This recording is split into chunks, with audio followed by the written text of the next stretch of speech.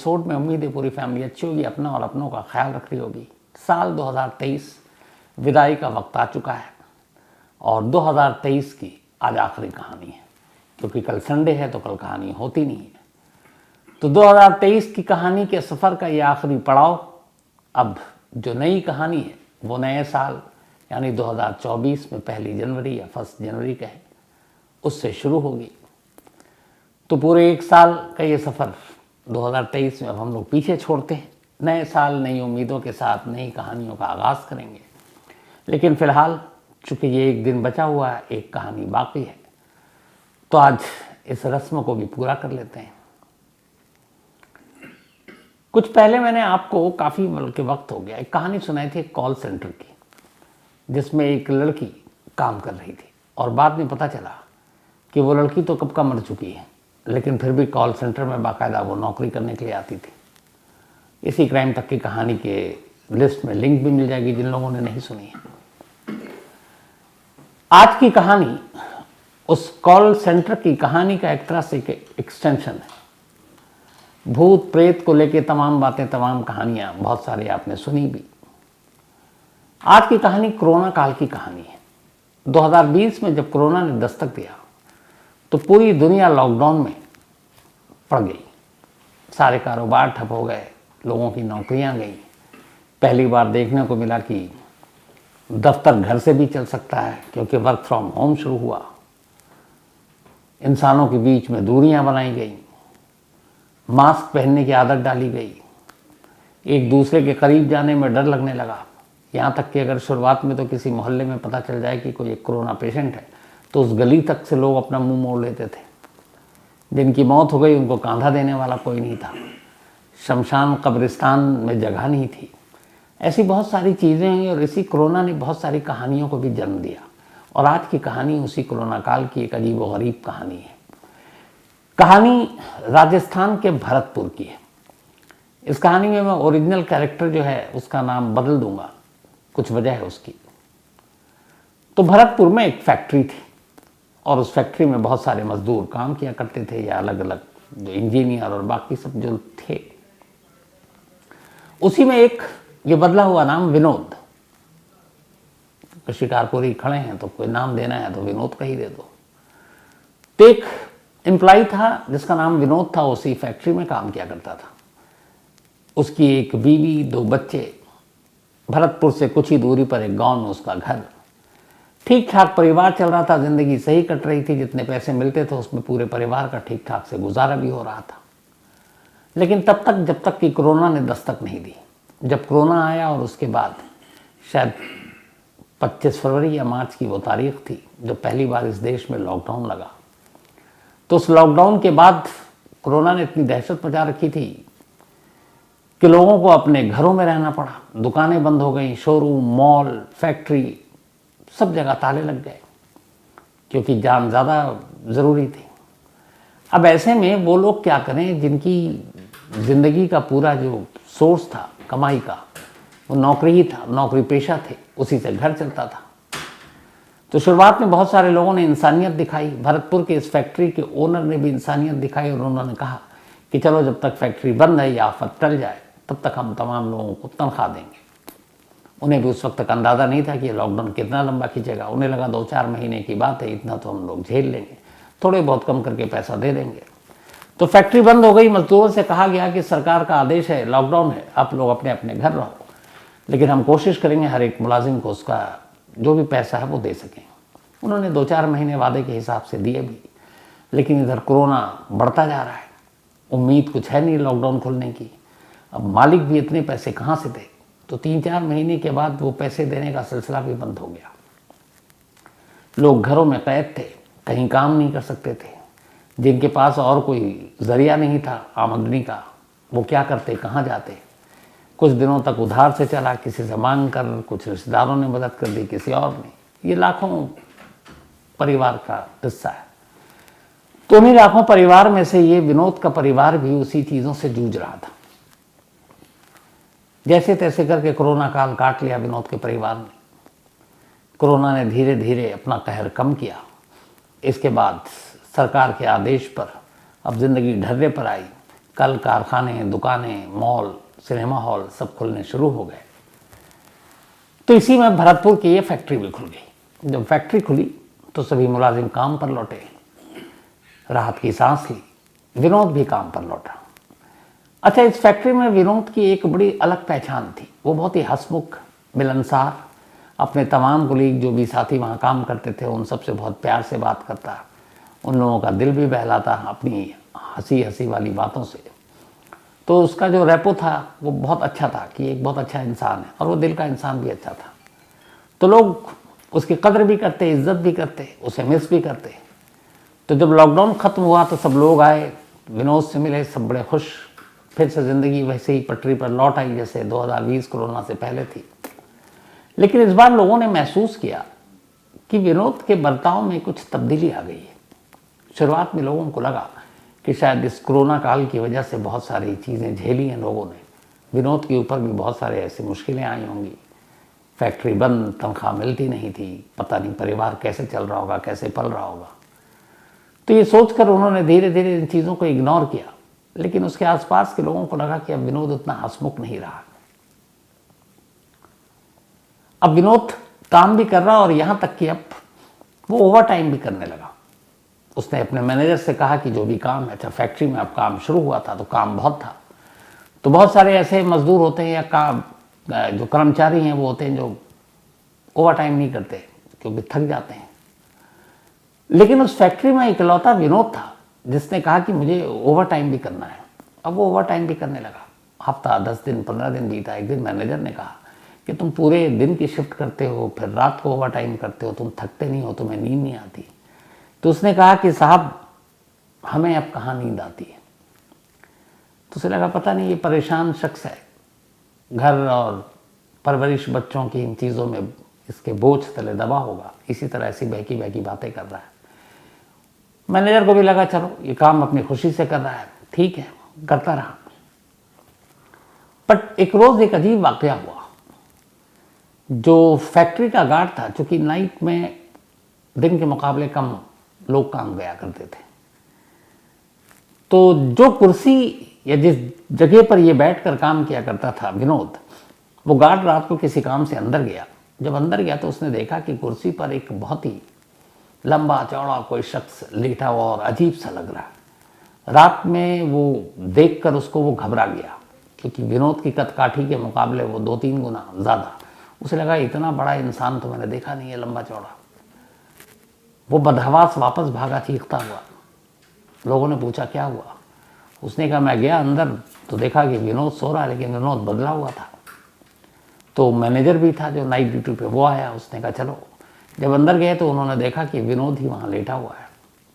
Manager ने guard को डांटा कि तुम इस तरह से अफवाहें फैला रहे हो, झूठी बातें कर रहे हो। अब गार्ड को लगा कि मैंने तो सच में वही देखा था, लेकिन अब सीन बदल चुका है। उसने कुछ कहा नहीं। धीरे धीरे वक्त बीता।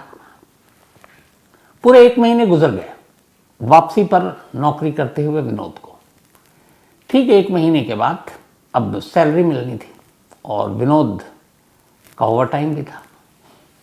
लेकिन 7 तारीख को ये सैलरी मिलनी थी, 7th उस मंथ के पहले वीक में। 7 तक विनोद ने काम किया, 6 की नाइट तक, और 7 को विनोद चला गया। अब अगले दिन आया नहीं। तो ये लगा कि वहाँ के मैनेजर और बाकी लोगों को कि उसने लगातार दिन रात काम किया, ओवर टाइम काम किया है, तो शायद थका हुआ हो, नहीं आया। लेकिन उन्हें बड़ी अजीब बात ये लगी कि वो अपनी तनख्वाह लिए हुए बिना ही चला गया, सैलरी ली नहीं और वो चला गया। तो उन्हें लगा कुछ ज़रूरी काम आ गया होगा गांव से। अगले दिन भी नहीं आया। 8, 9, 10 बीतता गया, विनोद की कोई खबर नहीं। अब उसे ज्वाइन भी करना है क्योंकि उसके हिस्से का काम उसे करना है। तो मैनेजर से बात ओनर तक पहुंची कि वो बिना बताए हुए गायब है, और ऊपर से ये है कि उसने अपनी सैलरी भी नहीं ली। अब उन लोगों को लगा कि कहीं विनोद के साथ कुछ हो तो नहीं गया, क्योंकि ऐसा कभी इससे पहले हुआ नहीं कि उसने अपनी तनख्वाह नहीं ली, और यूं ही बिना बताए हुए भी कभी वो गायब नहीं हुआ, छुट्टी लेकर गया। तो इस बार ऐसा क्यों हुआ।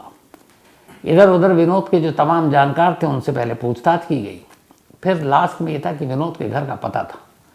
तो मालिक ने ये कहा अपने मैनेजर से कि तुम विनोद के 1 महीने की जो पूरी सैलरी है जो उसने ओवर टाइम के साथ कमाया है, उसके करीब 50,000 रुपये अराउंड बनते थे। उन्होंने कहा ये 50,000 ले जाकर विनोद को दे दो और पूछो कि वो कहाँ है, क्यों नहीं आ रहा है। उसने बिना बताए हुए नाराज भी हुआ कि बिना बताए हुए गायब है। तो मैनेजर ने कहा ठीक है। अगले दिन मैनेजर अपने एक और साथी को लेकर विनोद के गांव पहुंचता है। वहाँ पूछते पूछते वो विनोद के घर तक पहुंचता है। जब घर पर पहुंचता है तो देखता है कि वहाँ एक महिला है, 2 बच्चे। तो जाकर पूछता है कि विनोद कहाँ है। तो पत्नी उसकी तरफ देखती है। वो दोबारा पूछता है तो पत्नी कहती है कि वो तो अब है नहीं, वो तो रहे नहीं। तो कहता नहीं वो, लेकिन कहाँ गए, घर पे नहीं है, कहीं और गए। अगली लाइन जो पत्नी ने कही उसे सुनकर मैनेजर के पैरों तले की जमीन खिसक गई। उस महिला ने कहा कि जी मेरे पति विनोद को मरे हुए 3 महीने हो गए। कोरोना जब खत्म होने वाला था, अब लगा सब कुछ ठीक होगा, तभी विनोद को कोरोना हो गया और उस कोरोना के बाद उसे अस्पताल में पहुंचाया गया, लेकिन उसे बचाया नहीं जा सका और कोरोना की वजह से विनोद ने दम तोड़ दिया और इसी गांव में उसका अंतिम संस्कार किया गया। तब कोरोना की मौत को लेकर इतना छुआछूत नहीं था, लोग भी थे, गांव वाले भी आए थे, क्योंकि कोरोना बहुत कम हो गया था। लेकिन उस कम कोरोना में भी बहुत सारे लोगों की जान जा रही थी। मैनेजर ने कहा कि आप क्या बात कर रही हैं भाभी जी, अभी हफ्ता भर पहले तक तो विनोद हमारे यहाँ काम कर रहा था, बाकायदा उसने ओवर टाइम किया। पत्नी ने कहा कि आपको कोई गलतफहमी हुई है, विनोद के जैसा कोई दिखने वाले ने काम किया होगा। उसने कहा, बोला कि मैं कई साल से उसी फैक्ट्री में मैनेजर हूँ और मेरी विनोद से बहुत अच्छी बोलचाल है, हंसी मजाक भी है, मैं धोखा नहीं खा सकता। मैं उसकी आवाज़ भी पहचानता हूँ, उसके अंदाज भी पहचानता हूँ, उसका चेहरा भी जानता हूँ, तो मैं कैसे धोखा खा सकता हूँ। और मैंने इस 1 महीने के अंदर उससे कई बार बात भी की। मैंने ये भी बात की कि ओवर टाइम है, तुम इतना ओवर टाइम क्यों कर रहे हो। उसने कहा कि मैंने ये भी पूछा था कि तुम्हें नींद नहीं आती। उसने कहा अब मुझे नींद नहीं आती।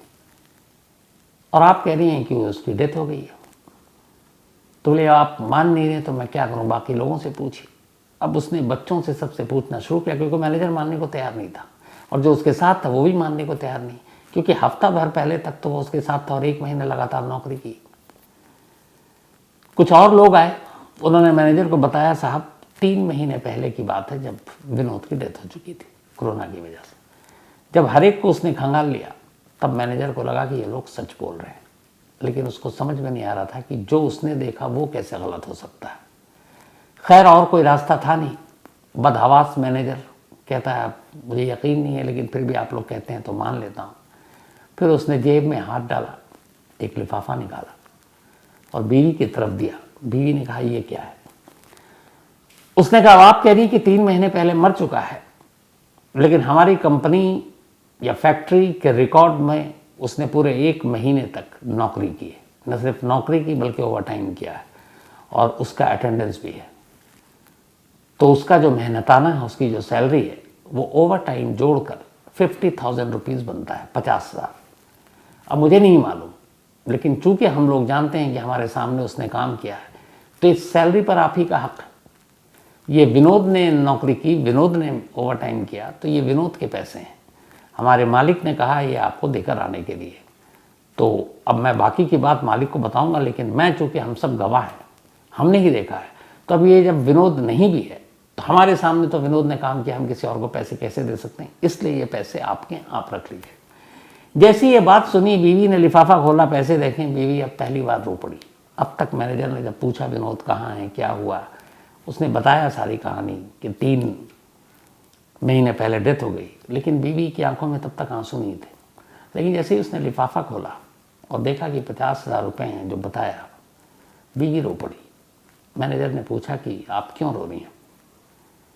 उसने कहा मैं समझ गई इस पैसे के पीछे की कहानी क्या है। उसने कहा जब मेरे पति विनोद की डेथ हुई, उसके बाद सारे रिश्तेदार एक कर चले गए। अब हम लोगों ने सोचना शुरू किया, 2 बच्चे थे, मुझे कोई काम आता नहीं है, तो बच्चों की पढ़ाई लिखाई और घर का चूल्हा कैसे जलेगा, कोई मदद करने को आएगा भी नहीं, और बाकी लोग ऐसे थे कि उन्होंने मदद भी नहीं की। तो मैं बड़ी परेशान थी और दोनों बच्चों को लेकर कि वो ऐसे इस उम्र में चले गए कि अब घर का क्या होगा। तो मैं एक दिन अपने बच्चों से रोते हुए ये बात कह रही थी कि अगर कोई हमारी मदद कर देता और हमें 40-50 हज़ार रुपये दे देता तो हम इसी घर के बाहर एक छोटी सी दुकान खोल लेते और उस दुकान से हमारा घर चल जाता। बीवी ने कहा कि शायद विनोद ने ये बात सुन ली, और विनोद का मतलब उसकी आत्मा ने, और उसने कहा कि देखिए ठीक 40-50 बोला था मैंने और अब आपने 50,000 ला कर दिया। मैनेजर ने कहा कि अगर वो ओवर टाइम ना करता तो शायद 35 से 40 के बीच में उसकी सैलरी बनती, पर ओवर टाइम करने की वजह से अराउंड 50,000 मिला।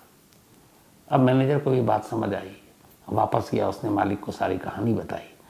फैक्ट्री में कोई ये मानने को तैयार ही नहीं था कि विनोद पिछले 30 दिन से यहाँ काम नहीं कर रहा था, लेकिन जब उसकी पत्नी की कहानी सुनी तब लोगों को यकीन हुआ और हर एक ने माना कि वो विनोद की आत्मा थी जो पिछले 30 दिनों से यहाँ काम कर रही थी, सिर्फ इसलिए कि वो उतने पैसे कमा सके जो अपनी बीवी को दे सके और बीवी उससे एक दुकान खोल सके जिससे वो और उसके बच्चे पल सकें।